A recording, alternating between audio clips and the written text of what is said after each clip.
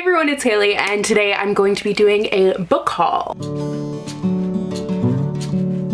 So I wanted to talk about some books that I have acquired recently. So this is pretty much from like mid-January to mid-February, all the books that I have gotten. So part of these are ARCs and just books that were sent to me. So thank you very much to everyone for sending them to me. And the other thing is I did a lot of pre-ordering this year, as you guys know. So I have a lot of pre-orders that have been rolling in, and it's just like a nice little gift to myself from the past. It's like, thank you, past me. Even though present me is paying for it, it's a nice little gift, okay? I'm sorry if you guys can hear some bone chewing. Charlie is on the floor right next to me and he is just going ham on his bone right now, and we're just gonna let him live his life. But you definitely are going to be able to hear like a little grinding noise in the background, so I apologize for that. We are also filming from my floor again. This is just kind of like the spot that I've been at. I've just been on the floor mentally, so why not be on the floor physically? I'm just kidding. I've been doing like okay mentally. It's just adjusting to medication is very hard because it makes me exhausted, so I don't really have the energy to stand up right now, but I still wanted to film, so we're just rolling with it. But I've got some really great books here to talk about, so without further ado, let's just get into it. So the first couple of books are actually books that I had ARCs of, and I hauled them pretty recently, I would say, in the past couple of hauls that I have done, but I got my finished copies. So the first one is One of the Good Ones by Maika Moulite and Maritza Moulite, and then Love is a Revolution by Renee Watson. So I still haven't read this one, but I am hoping to read it before the end of the month. I did actually end up reading this one in one day, and I liked it. I had kind of mixed feelings on it, but it is a really great story about learning to love yourself. The main character is kind of difficult to read. She definitely is a character that can be hard to like because her flaws are so front and center, but she is really realistic. I thought it was like a story where what you're gonna learn and what you're gonna gain from it is going to outweigh the cons of it. So I did really like it, but I'll talk about it more in a recent reads video. But One of the Good Ones is by the authors of Dear Haiti, Love Elaine, which I read last year. So it is a story by sisters about sisters. So their sister was an activist and she ended up dying under mysterious circumstances, and they end up going on a road trip in her honor following an heirloom copy of the Green Book. So I think this is going to be a really informative and difficult read. I think it is going to teach me a lot, so I am really looking forward to it because I did like the writing of their first book. I actually have another book in this haul here that I have already read, so I will just talk about that one, but that is Concrete Rose by Angie Thomas. So this is the latest by Angie Thomas, the author of The Hate You Give, and this is actually a prequel to The Hate You Give. So in this, you were following a young Maverick Carter, and you kind of get to see her parents and their love story blossom from the beginning and see how they came to be the people that they are in The Hate You Give. And I really liked this one. I actually have already filmed a recent reads video talking about it, but I'm not sure if it will be going up before or after this video, but either way, I'll link it down below. But it was a really great addition to The Hate You Give. I liked seeing a different side of Garden Heights, and it was a little bit like slower and quieter in terms of plot, but you got to see the main character overcome so much, and as he was a character that I was super interested in from the beginning, from The Hate You Give, I was really excited to learn more about him, and I think the writing of this was fantastic, and honestly, Angie Thomas does such a great job with all of her books. Next is a book that I am so excited to have a copy of because I wasn't expecting to have a copy of it, but I was reached out to see if I wanted a copy, and I was like, 1,000 times yes. So I have a copy here of The Soulmate Equation by Christina Lauren. Yay! So this is the latest release by Christina Lauren, who are my favorite romance author duo. I really love them, but this book is coming out in May, so May 18th, and I'm just so glad that I have a copy so early. So I will probably be reading this in the next little bit because I am really looking forward to it. I'm also excited because this one has the purple cover because they actually changed it, so the background that's purple here is this yellow color instead, and I don't not like the yellow, but I just like purple, so I'm really happy that I have this. Also because it's actually coming out in a hardcover, and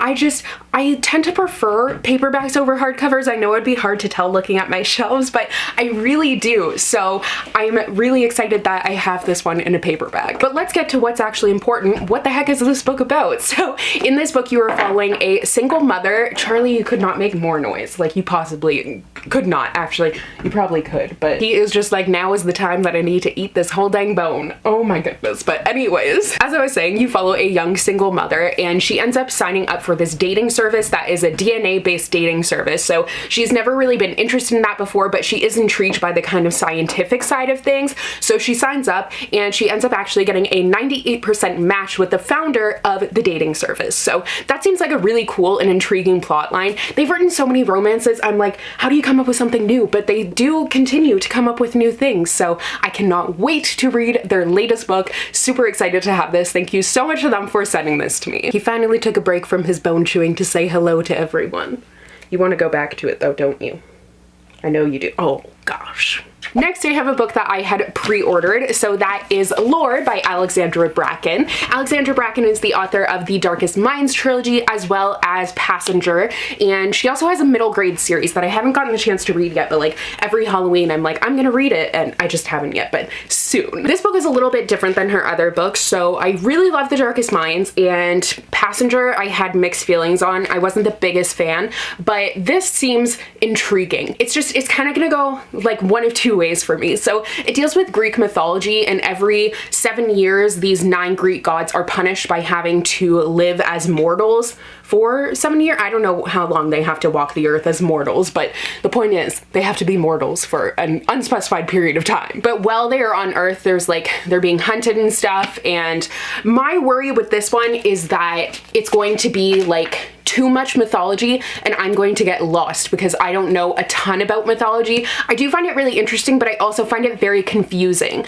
So I kind of need to be spoon-fed a little bit because my brain does not wrap around it for whatever reason. So with like Circe by Madeline Miller, my main issue was I just didn't really know what was going on, and the external events that were being referred to, I didn't know what they were, so I felt like I was kind of missing some things. So I wasn't a huge fan of that one, and I'm hoping that this won't be the same case, but I am willing to give it a go. This one might be a little bit better because it is YA, so it might be a little bit simpler for me, and I don't know. I do like really enjoy Alexandra Bracken's writing, so hopefully this one will be another one that I like. Next up is actually another book that was sent to me, and that is Wings of Ebony by Elle. So they actually sent me a signed first edition, which is super exciting, so thank you so much to the publisher for sending that my way. But this is kind of about gods as well, because the main character is a black teen living in Houston, and she finds out that she is of godly descent. So she finds out she's a demigod, and she ends up having to unearth her godly powers in order to save both of her worlds. So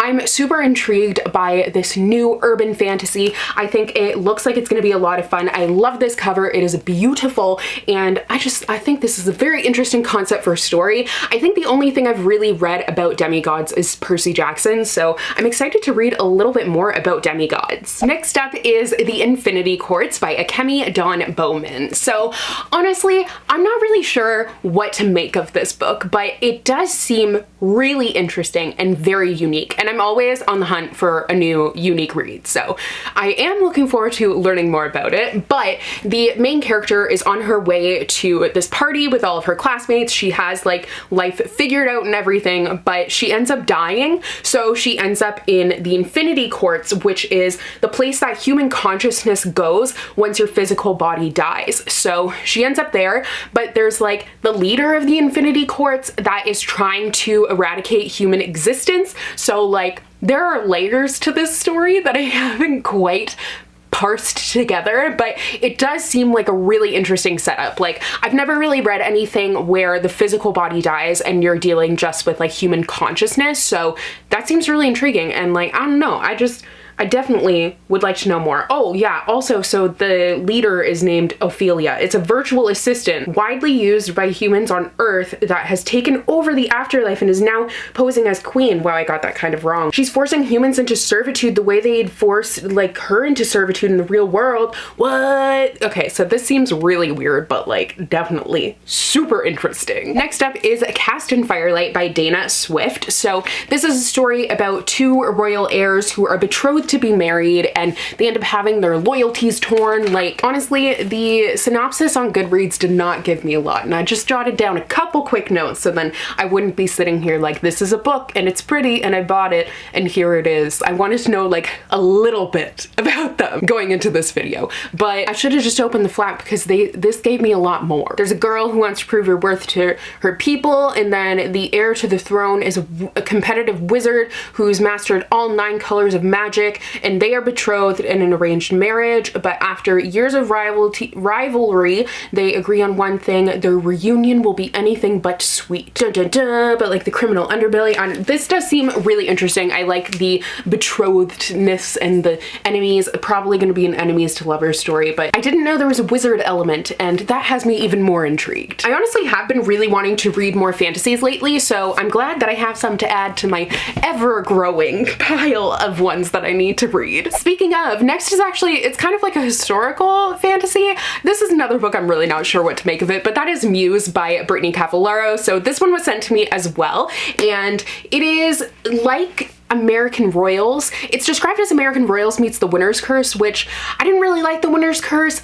but I do enjoy American Royals. I'm actually listening to the audiobook for the second one right now, and it's like American Royals because it's set in 1893, but it follows the American royal family, so that's where it's like American Royals. I don't know if she's in the royal family. I don't think she actually is, but her father is an inventor, and there's war brewing. Like, I'm just intrigued because it's historical, but it also seems to have a fantastical element, but like, I really don't know what to make of it, but that often makes for a really great read. This is also the author of A Study in Charlotte, I believe. I always get her mixed up with Emily Henry because they have one book that they wrote together, but I'm pretty sure, yeah. So this is the author of the Charlotte Holmes series, which is also interesting because this is like the exact same color scheme as the first Charlotte Holmes book. I haven't read all of those. I have 2 still that I need to read, but yeah, I am like, this seems like, once again, a really unique read. You're distracted. Oh my god. Wow. Classy. Next up is A Taste for Love by Jennifer Yen. This sounds so cute. So it is about this girl who, she is like perfect in every sense of the word, but to her mother, she doesn't quite match up to the expectations left behind by her sister. And the only thing that they agree on is baking. They love baking. So her mother sets up this whole baking competition, and it's all a ploy because all of the contestants in this competition are Asian American men that her mother recruited to possibly date her.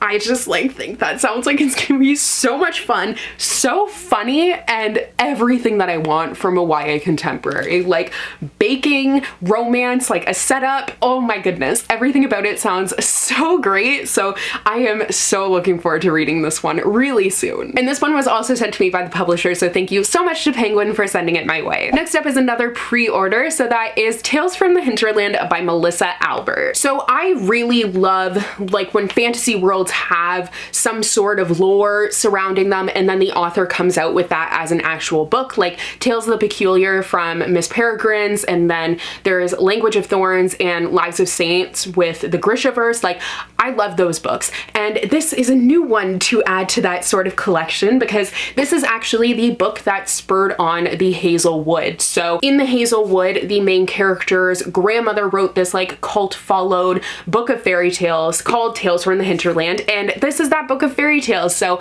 I'm really excited to read all the fairy tales because they provide such a basis for that story. So this one is like really prevalent, but this also has some creepy illustrations in here, but that is like exactly what I would expect because the Hazelwood kind of has some creepy stuff going on. It definitely has a little bit of creepy vibes, but super excited to delve into this one and so glad that they came out with this. Next is another pre-order, and that is Roman and Jewel by Dana L. Davis. So this is a story about if Romeo and Juliet got the Hamilton treatment, which I think last time I was talking about this book, one of you told me that there is actually a play of Romeo and Juliet that is like Hamilton, like where it gets the rap treatment, and that sounds so cool, so I'm going to have to look more into that. But in this book, we are following the two characters that are playing the leads. So it is a whole like star-crossed lovers story, and it's like kind of a frame tale in that way. Like, I'm so excited for this one. It sounds like, once again, a really unique concept. Super pumped to see how it is going to play out, if you will. It's a pun, get it? Because it's a play out. Yeah, I'll stop now. I mean, I guess technically it's a musical, but like, you know what I mean. Next up is You Have a Match by Emma Lord. This is another book that I pre-ordered. This is the author of Tweet Cute, which came out last year, and when like it came out with a splash. This one I haven't really heard of, and it came out in January, so that's curious, but I, for one, am quite confused by the synopsis. So it's talking about this girl who, she takes a DNA test to try and impress her crush, and that's really where my confusion begins. I don't know how that would like impress her crush or get his attention, but obviously there's something that's not in the synopsis that I am missing here. But she ends up finding out through taking that DNA test that she actually has an older sister who's an Instagram star, and then she ends up going to camp to try and learn more about this older sister. So there are definitely a lot of layers to this story that I don't quite understand, but once I read it, I should figure it out. I really loved Emma Lord's writing in her first book. Like, I fell in love with it, so I'm definitely eager to read more of her writing. And the last couple of books here were all sent to me. So next up is Accidentally Engaged by Farrah Heron. This sounds so great. So once again, we have baking, but the main character loves baking bread specifically, and her career kind of starts being upended. So she ends up like having this fake engagement relationship with a guy that her father is trying to set her up with, but they agree to this fake engagement to pretend to be a couple for this baking competition that is for couples. I am like so in love with that concept. It also features Muslim characters, and it just seems like it's going to be a really fun and great read. I love fake dating. I love baking. Like, everything about that, chef's kiss amazing. And finally is When You Get the Chance by Tom Ryan and Robin Stevenson. So I was automatically drawn to this book because it is set in Canada, it is set in Toronto, that's the Toronto skyline, but it's also like an across Canada road trip, which is so exciting. I've never read anything that like takes place just not in Toronto, really. I have not read a lot of books that are set in Canada, which always breaks my heart. But this follows cousins, and the only thing that they really have in common is that they are queer, and they end up taking this road trip to go to Toronto Pride. So it's a road trip across Canada. Like, it just sounds like it's going to be great. Okay, so those are all the books that I have to talk about for today's haul. So I already have some books for my next book haul, so I just, it's the time for all the new books, but I am so excited because I've been reading a ton, and everything that I have, I just feel really pumped up to get to soon. I'm in one of those moods where like I simultaneously want to read everything, but I can't decide what I actually want to read, so I haven't picked up a book yet today since finishing the one that I finished earlier today, but I will figure that out. But thank you guys so much for watching today's book haul. Please let me know if you have any of these books, your thoughts on them, which ones you wish that you could get your hands on soon, and I don't know, my questions kind of just went all over the place there. So thank you so much for watching once again. I hope you enjoyed, and I will see you in the next video soon. Bye!